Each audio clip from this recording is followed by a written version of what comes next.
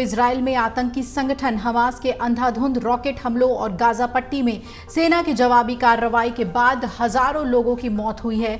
आतंकियों के नापाक मंसूबों को हमेशा के लिए नष्ट करने का ऐलान कर चुके इजरायली प्रधानमंत्री बेंजामिन नेतन्याहू ने एक तल्ख टिप्पणी की है। उन्होंने कहा है कि आने वाले दिनों में पश्चिमी एशिया पूरी तरह से बदल जाएगा। नेतन्याहू ने कहा कि हमास के प्रति हमारी प्रतिक्रिया मध्य पूर्व को बदल देगी। आपको बता दें कि भारतीय नजरिए से इजराइल की भौगोलिक स्थिति पश्चिमी एशिया है, जबकि अमेरिका सरीखे देश इसे मिडिल ईस्ट या मध्य पूर्व कहते हैं। खास बात यह है कि इजराइल फिलिस्तीन का जो टकराव है वो कई सालों पुराना है और इस बीच हमास की आतंकी वारदात की वजह से तनाव और बढ़ गया है।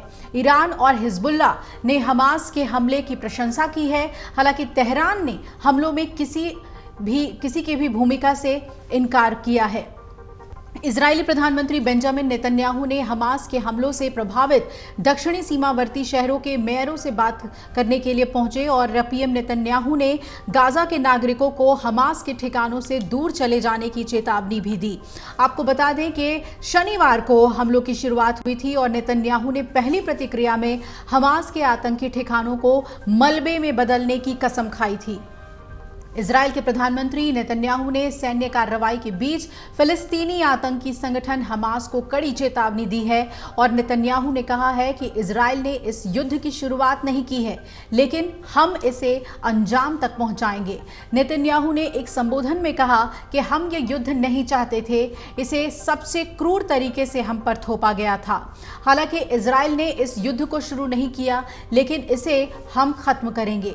पीएम नेतन्याहू ने हमास पर हमला बोलते हुए कहा कि उन्हें इसकी कीमत चुकानी पड़ेगी और इसे लंबे समय तक याद रखा जाएगा। दूसरी तरफ अमेरिका ने कहा है कि वो इजराइल के साथ मजबूती के साथ खड़ा है। अमेरिका ने इजराइल को सैन्य सहायता भेजने का आश्वासन भी दिया है। मीडिया रिपोर्ट्स के मुताबिक अमेरिकी सैन्य सहायता के बारे में अधिकारियों ने कहा कि ऐसा तब हुआ है जब इजराइल में अब 900 से ज़्यादा लोगों के मारे जाने की खबर है। तेल अवीव ने गाजा पर बार बार हमले करके जवाबी कार्रवाई की है और स्वास्थ्य अधिकारियों के मुताबिक कम से कम 560 लोग हैं जो मारे गए हैं।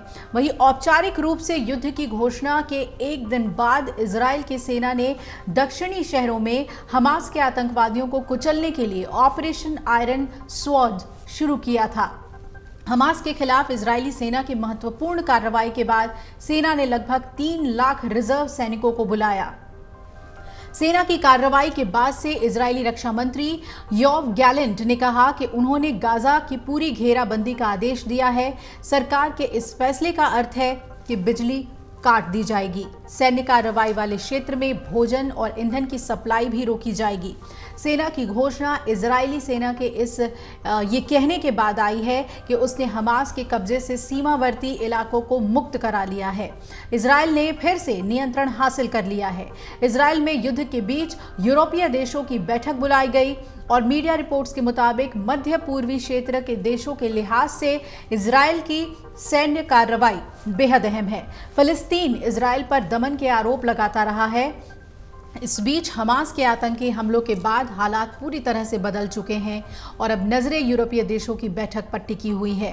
इजरायली सेना के मुख्य सैन्य प्रवक्ता रियर एडमिरल डैनियल हगारी ने कहा है कि कुछ छिटपुट घटनाएं हुई हैं, लेकिन कोई लड़ाई नहीं हो रही। हालांकि उन्होंने आगाह किया है कि क्षेत्र में अभी भी आतंकवादी छिपे हुए हो सकते हैं। सेना चप्पे चप्पे की तलाशी कर रही है। समाचार एजेंसी AFP के रिपोर्ट के मुताबिक इजराइल ने कहा है कि उसने 3 लाख सैन्य रिजर्व बुला लिए हैं और ट्रक के काफिले को दक्षिणी इलाकों की ओर टैंक ले जाते देखने का दावा भी किया गया है। तो ये इस वक्त स्थिति है लड़ाई को लेकर। अमर उजाला अब आपके टीवी पर भी। अपने स्मार्ट टीवी पर YouTube पर सर्च करें अमर उजाला, चैनल सब्सक्राइब करें और देखें ताज़ा खबरें, वो भी HD क्वालिटी में। और हाँ, बेल आइकन दबाना ना भूलें ताकि हर खबर हो आपके घर।